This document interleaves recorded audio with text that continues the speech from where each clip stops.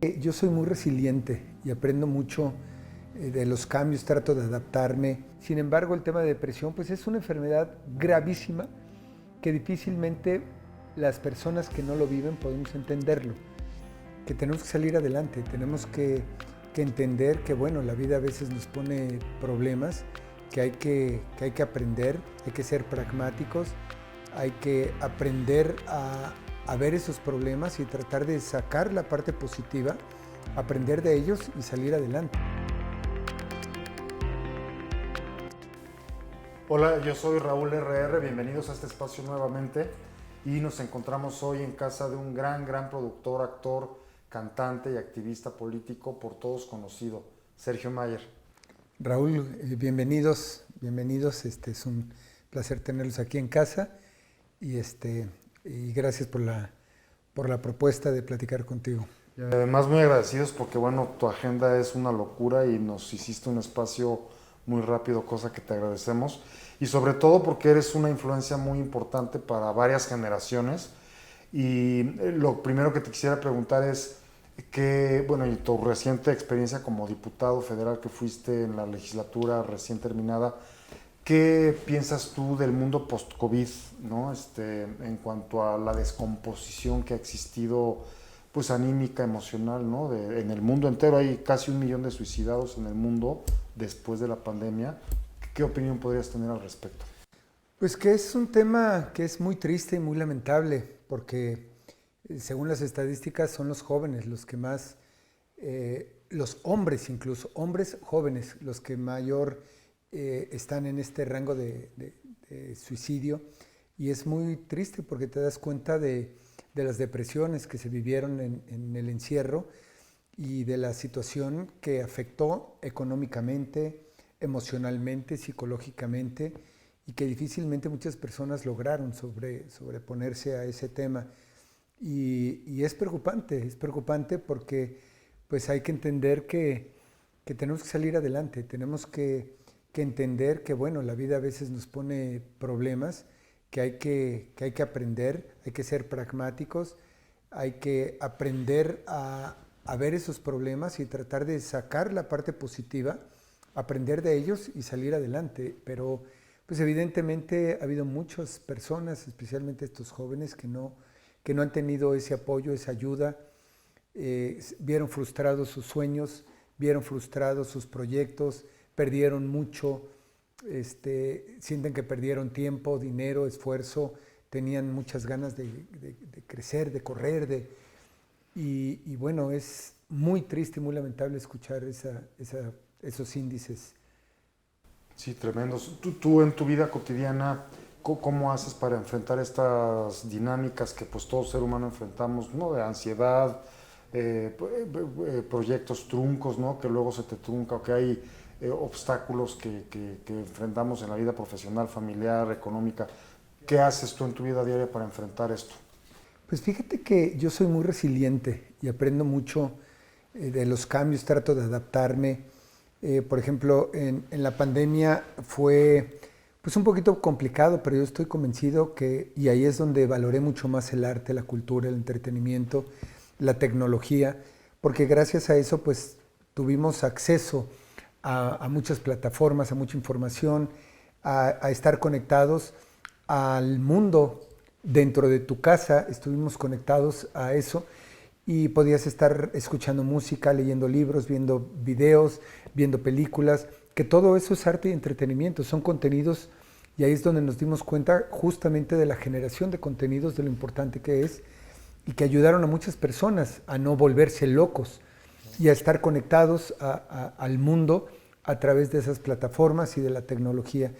Y en mi caso te puedo decir que, como te digo, soy muy pragmático, resiliente en todos los aspectos, trato de tomar siempre los errores, los fracasos de manera positiva, aprender de ellos, y además tengo una familia maravillosa, hermosa, que amerita justamente que me obliga a esa resiliencia. Me obliga porque tengo que ver por ellos, tengo que ver por mi familia, tengo una nieta, tengo hijas, tengo un hijo, tengo una esposa maravillosa, que son los que me motivan y que día a día me ayudan a salir adelante y a decir, híjole, si yo me caigo, se cae toda una estructura que son las bases, el pilar de mi hogar, no de mi casa, sino de mi hogar. Y eso es lo que me mantiene alerta y todos los días con ganas de salir adelante y de crear y de producir precisamente por mi familia. Y también ahora que estuve en la política justamente por México. Me di cuenta de verdad que depende mucho de nosotros, las y los mexicanos, el poder aportar cosas positivas para cambiar a nuestro país. Y no solamente pedir, exigir y quejarnos, sino tomar las riendas, justamente lo que está pasando, en todos los aspectos. Y poder decir, a ver, tengo que aportar, tengo que hacer algo. Y yo lo hago desde mi trinchera, empiezo desde mi casa, mi familia, aportando. Y eso es un granito de arena para aportar un beneficio para México. Me hace recordar la frase famosa de John F. Kennedy: no preguntes qué puede hacer tu país por ti, sino yo qué puedo hacer por mi país. Y efectivamente, y es una persona que no vive para servir, no sirve para vivir, definitivamente. Entonces, yo traigo eso desde hace varios años ya, ese compromiso. La vida ha sido muy generosa conmigo en muchos aspectos. México ha sido un país hermoso que me ha dado tranquilidad, estabilidad, me ha dado trabajo. Dios y la vida me ha regalado salud, me han regalado una familia maravillosa, hermosa. Y creo que lo menos que podemos hacer es tratar de responder y retribuir con tantas cosas bellas que te ha dado la vida y tratar de ayudar a los más desfavorecidos, como son los niños, los adultos mayores. El gremio, ¿no?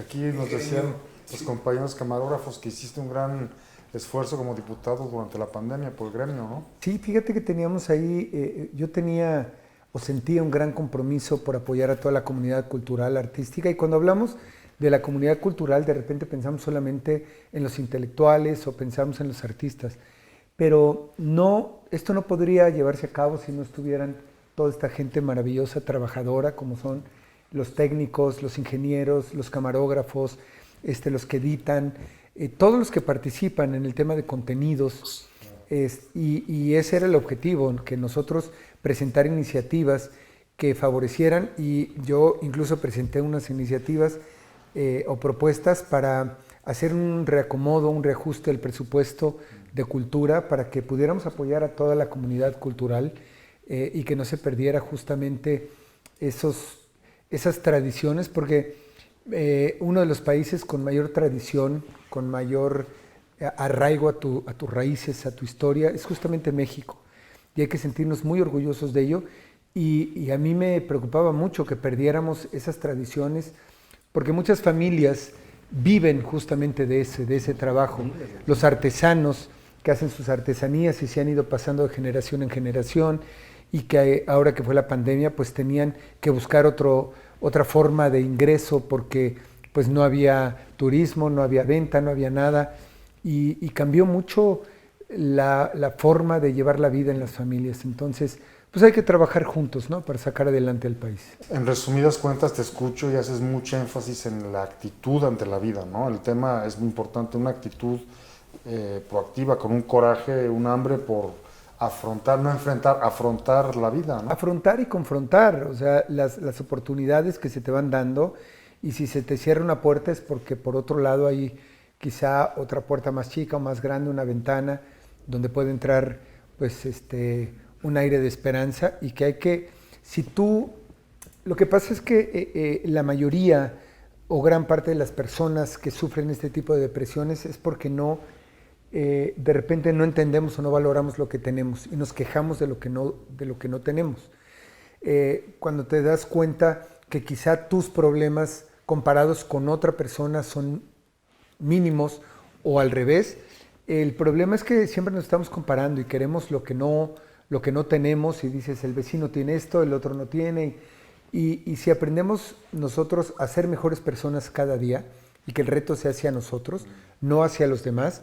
No puedo estarme comparando con alguien que tiene mucho más ingresos o más trabajo que yo, sino yo tengo que buscar ser mejor persona y tratar de salir adelante. Y sí creo que es un tema de actitud. Sin embargo, el tema de depresión pues es una enfermedad gravísima que difícilmente las personas que no lo viven podemos entenderlo. Yo lo viví muy cercano con un compañero Claro, claro, en Guadalajara. en Guadalajara, con Javier Ortiz, que en paz descanse, que está ahí en el cielo y siempre Tu compañero Garibaldi. compañero de Garibaldi. Y por un tema de depresión también, justamente se quitó la vida y me dolió en el alma. Y yo no entendía, yo decía, ¿cómo? Si tiene un hijo, tenía mucho por delante, teníamos muchas cosas juntos, pero viven en un mundo diferente al de nosotros. La depresión te lleva a situaciones muy críticas y es muy difícil las personas que estamos fuera, es muy difícil poder entender esas señales de lo que está pasando. No hay que minimizar los No síntomas, podemos ¿no? minimizar, y tenemos que estar mucho al pendiente, pero es muy difícil si tienes a tus hijos cercanos que viven contigo y los ves día a día y no entiendes las señales y no sabes cuáles son las señales. Es muy difícil y muy complicado. ¿Tú cómo haces para mantener la estabilidad emocional, la cordura, digamos, en este mundo de locos que estamos?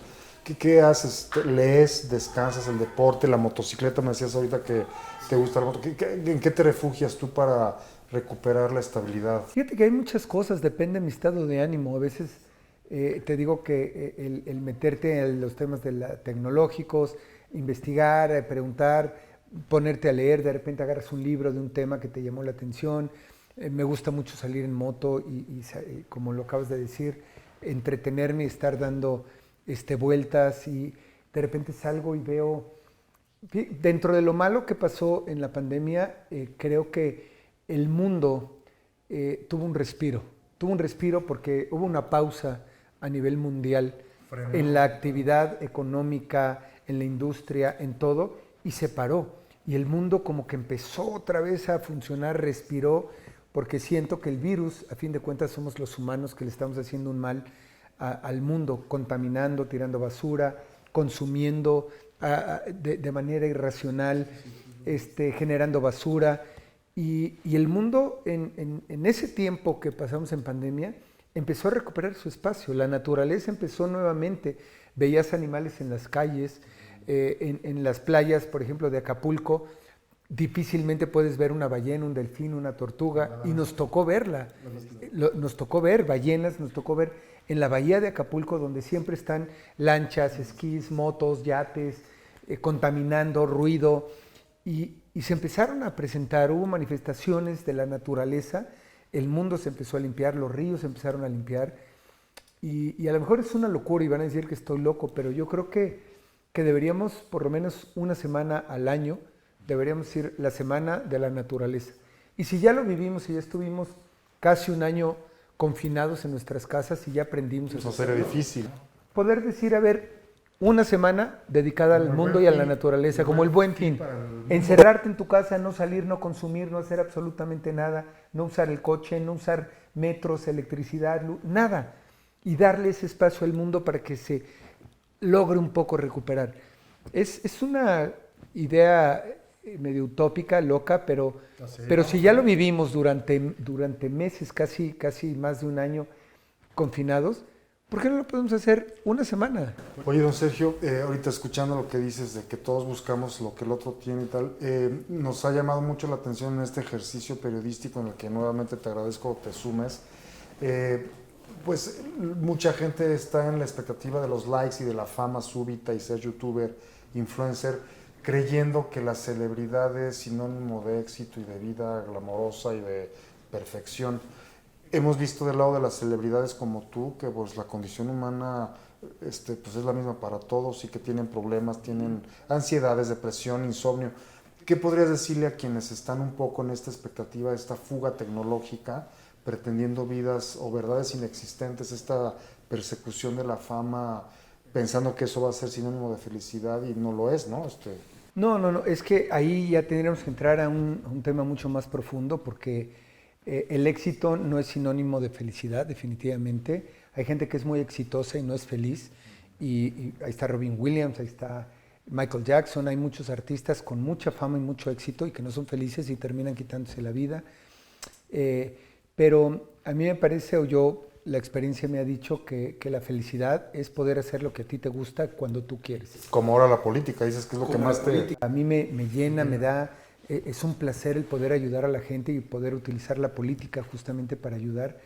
Y ese es un tema bien importante.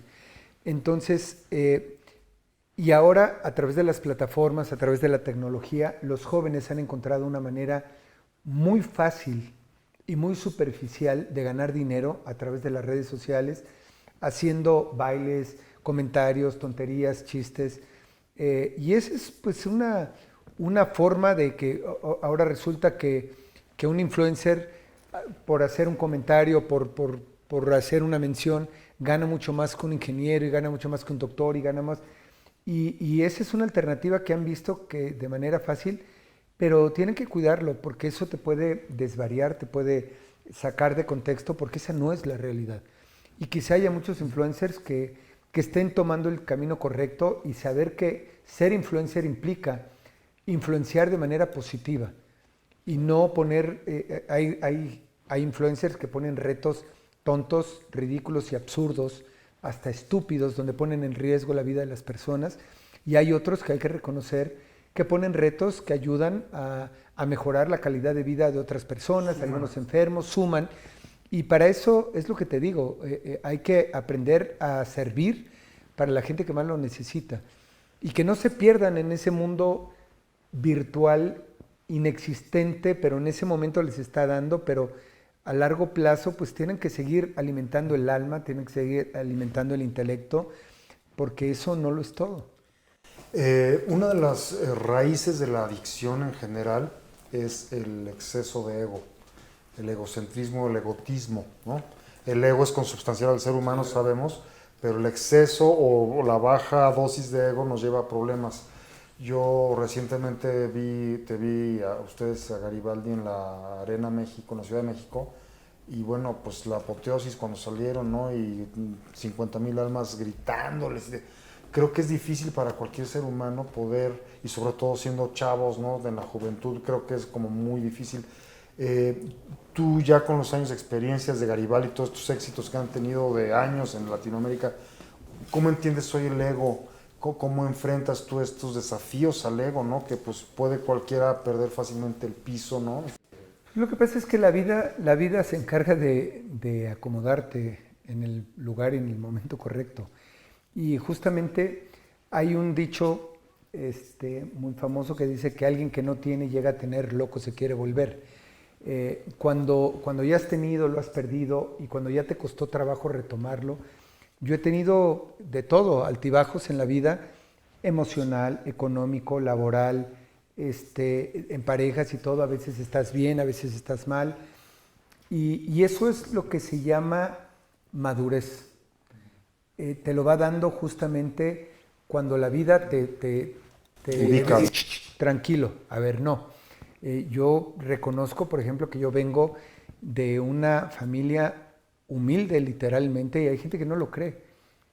Yo nací en Iztapalapa, en una colonia ni siquiera de clase media, sino de clase baja, media baja, y sé lo que es de verdad la austeridad que vivimos en su momento, y luego de repente empiezas a trabajar, empiezas a tener y creces, pero a mí me gusta no perder las raíces, siempre volar muy alto y buscar lo más alto posible, pero sin perder las raíces de donde vienes y la realidad, porque eso te ayuda a estar estable emocionalmente. Y cuando de repente creces y crees que tienes todo, que ya te estás comiendo el mundo a bocados, es cuando la vida te da los golpes y te dice que no va por ahí.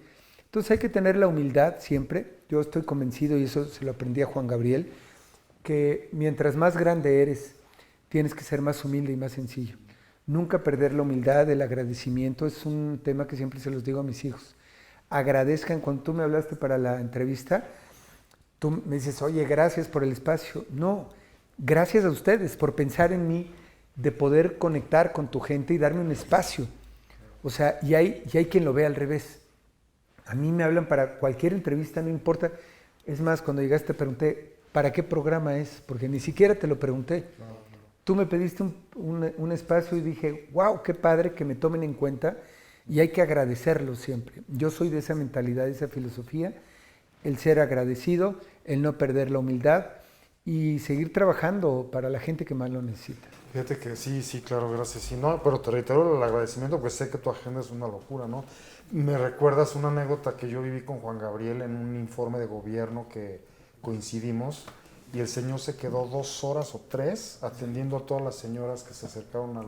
Pero eran cientos de señoras, se quedó horas el señor, todos nos fuimos a la comida del gobierno, del estado, y él se quedó horas ahí atendiendo. Siempre con una humildad y un cariño hacia la gente, por eso, y eso lo hacía grande, no solamente su música y sus composiciones, sino lo que era como ser humano.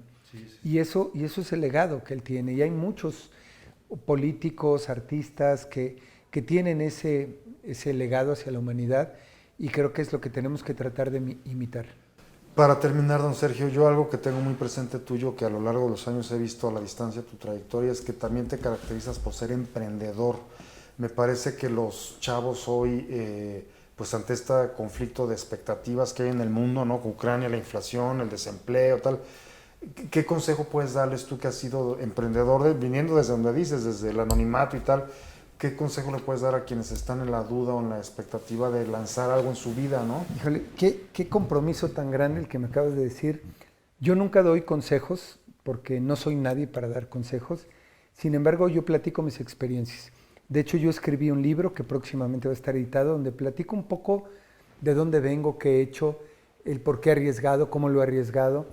Y lo que yo te puedo platicar con respecto a eso, y no es consejos, sino mi experiencia, es perder el miedo. Las personas que tienen miedo pues, a salir adelante, las que tienen miedo a arriesgar, las que tienen miedo a levantar la voz por miedo a ser criticados, miedo a ser juzgados, miedo a equivocarte y que te juzguen, se van a quedar ahí. Tú hace rato me hacías preguntas de otro índole, de problemas que he tenido con comunicadores y demás, y es precisamente por eso, porque yo no me quedo callado, yo me atrevo. Yo siempre me he atrevido y es válido cometer errores, es válido equivocarte, y eso es lo que te enseña a ser mejor ser humano y mejor persona. Entonces, en mi caso particular, sé que tiene un riesgo, pero lo hago. Y la diferencia entre el valiente y el cobarde es cómo afrontan el miedo, porque los dos tienen miedo. El valiente tiene miedo y el cobarde también. La diferencia es que el valiente afronta la situación y confronta y se sobrepone, y el cobarde se hace para atrás. Entonces, en mi caso, siempre digo, voy a hacer esto. ¿Cómo? Y te critican, te dicen, porque en esta sociedad va a haber mucha gente que camine al lado tuyo, y cuando tú empieces a trotar más rápido, no les va a gustar y van a querer meterte el pie, porque vas más rápido que ellos, y no les gusta. Te tienes que separar de ahí, tienes que crecer, tienes que aventurarte, y que no tengan miedo al fracaso, que no tengan miedo a ser criticados. No importa si es tu papá, tu hermano, tu esposa, tus amigos, siempre te van a decir, siempre que vean que tú vas a crecer, te van a sacar tus errores, tus fracasos, tus miedos, te los van a decir, no hagas esto porque va a pasar, te van a criticar, te van a hacer, y te van a empezar a decir para que no crezcas, porque ellos están abajo. Entonces, en mi caso es, vámonos. Si hubieras hecho caso, no hubieras entrado a Garibaldi, no hubieras sido diputado, no hubieras sido productor. Yo seguiría viviendo en otra situación, y así es. Siempre he arriesgado. Cuando dije que iba a ser diputado, todo el mundo se rió de mí. ¿Cómo no? Sí, ¿de dónde? ¿Cómo? ¿Por qué? Lo logré. Cuando dije que iba a entrar al medio artístico, incluso mi familia se reía porque yo no tenía los medios, ni los contactos, ni económicos, ni nada para poder entrar al medio artístico. Y me las arreglé empezando desde abajo como modelo y todo para llegar a estar en el medio artístico sin ningún contacto y sin ningún padrino. Cuando dije que iba a ser solo para mujeres, todo el mundo se burló y se rió. Y dijeron, ¿cómo? Te vas a encuerar, vas a perder prestigio, vas a perder credibilidad y nadie te va a ir a ver. Las mujeres no van a eso. Y fue uno de los espectáculos en su momento más exitosos, revolucionarios. Entonces, siempre me he arriesgado. Siempre he estado en cosas polémicas. Siempre he confrontado la polémica. Y eso a mucha gente no le gusta. No le gusta y te van a estar atacando, te van a estar denostando. Incluso he sido víctima de discriminación. Y podrán decir, ¿cómo? Ay, ¿cómo lo han discriminado? A ver, por el hecho de que digan que por ser actor no puedo ni debo participar en política porque dicen que los actores, dedícate a actuar, los actores no piensan, los actores, me parece, eso es discriminación. Claro, claro. No tiene que ser discriminación por color de piel, no tiene que ser, o sea, he sufrido discriminación laboral, burlas, pero me sobrepongo a todo eso y salgo adelante. El que quiera tomar justamente mis experiencias y lo tomen de manera positiva, bienvenidos, y ojalá que esta plática logre cambiar mentalidades de las personas, de los jóvenes especialmente, para que sepan que primero el éxito no viene de la mano de la felicidad, que primero hay que ser felices, con lo que uno tiene, con lo que haces, disfrutarlo, y entonces se presenta el éxito. Y vivir inmensamente, intensamente, porque nos dimos cuenta ahora con la pandemia que de la noche a la mañana Pierdes la vida. se nos fueron amigos, familiares, gente cercana que nunca pensamos que se nos iba a ir, y te das cuenta de lo frágiles que somos, y hay que salir adelante y disfrutar la vida al máximo. Pues ahí está el mensaje, no tener miedo, y me recuerdas a lo que decía el Quijote: si los perros ladran, es que En el camino andamos. en el camino andamos. Sergio Mayer, muchas gracias por tu tiempo. Bienvenido y gracias a todos ustedes. Gracias, y recuerden que el mundo se cambia desde adentro. Si estás de acuerdo en que el mundo se cambia desde adentro, sígueme en todas las redes sociales como Soy Raúl RR, Facebook, Instagram, YouTube y Spotify.